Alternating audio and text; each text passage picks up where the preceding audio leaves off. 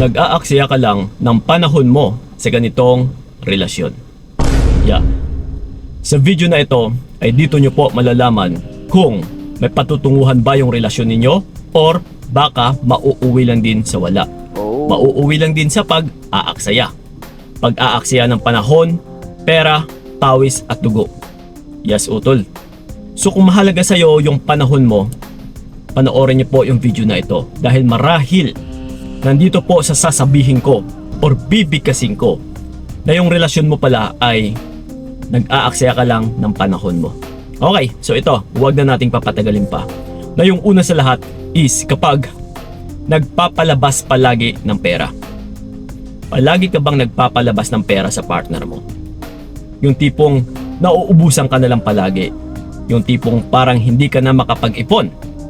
Na yung tipong parang kapag hindi ka nagpapalabas ng pera is parang lalayo siya sa'yo. Na parang hindi siya mag-e-stay. Na parang mapipilitan ka talagang magpalabas ng pera para makuha mo rin yung kagustuhan mo. Para mahalin ka niya, para lambingin ka niya, para magstay siya sa'yo. Para bigyan ka niya ng oras. So ang ganitong klaseng relationship utol na may money involved, no, wala pong patutunguhan ito. Mauuwi lang ito sa pag-aaksaya ng panahon at saka pag-aaksaya ng pera mo. Actually, ang dami na po naming nakakausap na may ganitong situation na nagpapalabas ng pera para lang magstay yung partner. Hindi po pagmamahal yan utol.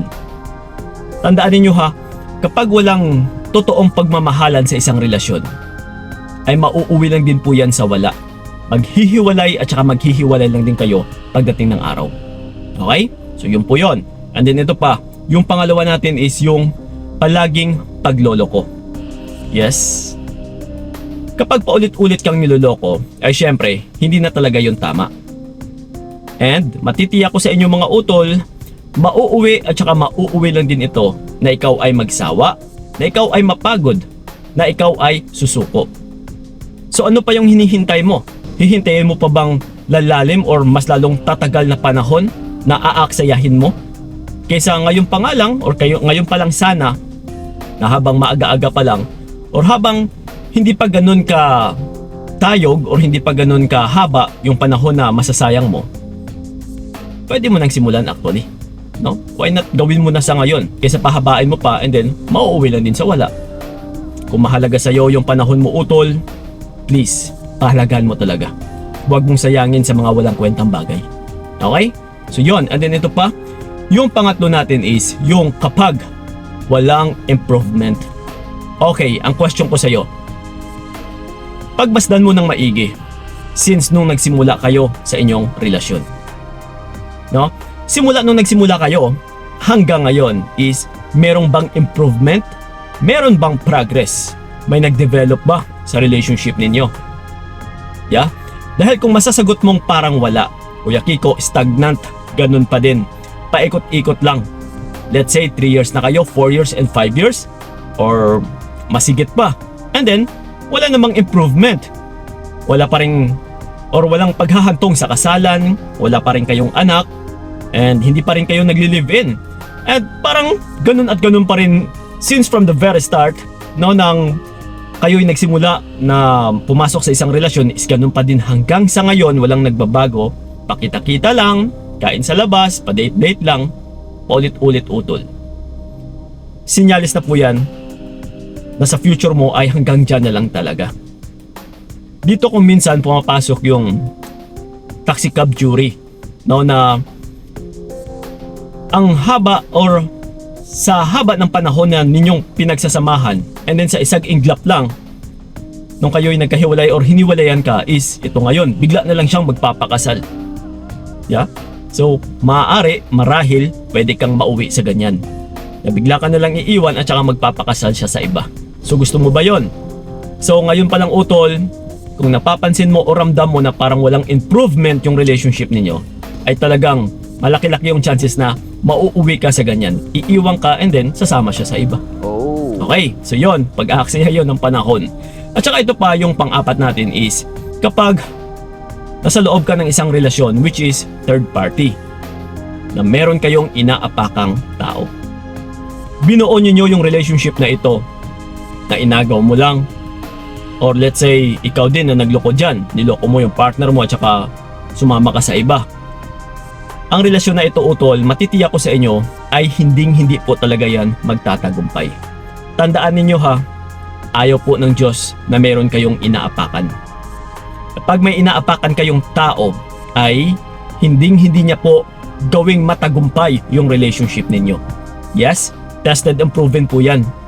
And naaayon na rin sa mga nakakausap namin, wala talagang naglalast na relasyon kapag may inaapakan kayong tao. Kasi ang kapalit po dyan, or yung matatanggap nyo dyan is bad karma. Kakarmahin ka talaga. Na yung unang kakarmahin is yung relationship ninyo. Sisirain po yan. Yes, tandaan nyo po yan. Okay? And then ito pa, yung panglima natin is walang iba kundi yung walang label. No label relationship. Pag-aaksaya lang din ito ng panahon, lalong-lalo na sa mga kababaihan. No, ito tandaan niyo mga utol. Ito lang din yung pagkikilala ko or pagkakilala or kinekilanlan, no, sa mga kababaihan na pumapatol or pumapasok sa no label relationship.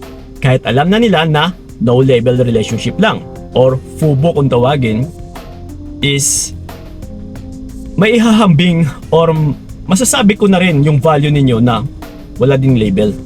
Yes, ikaw na babae dyan, kung pumapatol ka sa isang lalaki na wala kayong relasyon, na walang label yung relationship ninyo, I mean, talagang maikukumpara ko yung sarili mo na wala ka talagang halaga, wala kang label, pumapatol ka sa ganyan eh. So please lang kayong mga kababaihan, pahalagahan nyo naman yung inyong sarili. Okay lang ba sa'yo yun?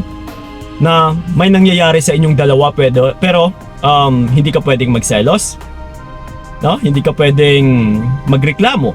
Wala kang karapatan na magreklamo, sa totoo lang. Kasi wala naman kayong label eh. So okay lang ba sa'yo yun? So kung pumapatol ka sa ganito, matitiyak ko sa'yo, utol, wala ka talagang halaga sa sarili mo. Yeah, pahalagaan mo naman yung sarili mo. Dahil mag-aaksaya ka lang ng panahon mo dyan, nagagamit ka pa. Come on. So yon, and then ito pa, walang iba, yung pang-anim natin is kapag nasa loob ka ng isang relasyon na walang peace of mind. Hindi ka at peace. No? Magulo.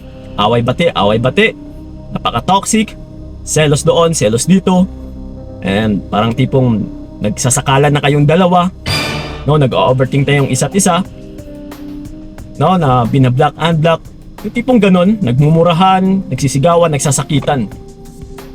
Kapag wala kang peace of mind sa loob ng isang relasyon is simpleng sinyalis na ito, utol, na hindi talaga magtatagumpay yung relationship ninyo.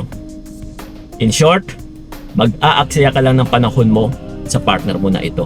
So please mga utol, pahalagahan nyo naman ang inyong sarili, ang inyong buhay, ang inyong panahon. Kasi nga, minsan di ba sa mga ospital, may mga nag-aagaw buhay. Alam nyo ba kung anong pinapanalangin nila?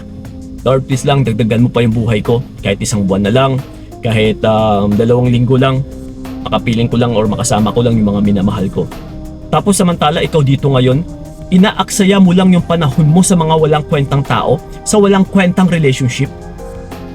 Tandaan ninyo ha, nagsisimbolo po kung gaano kahalaga yung buhay mo, kung paano mo rin pinapahalagahan yung sarili mo sa loob ng isang relasyon. Nakukuha?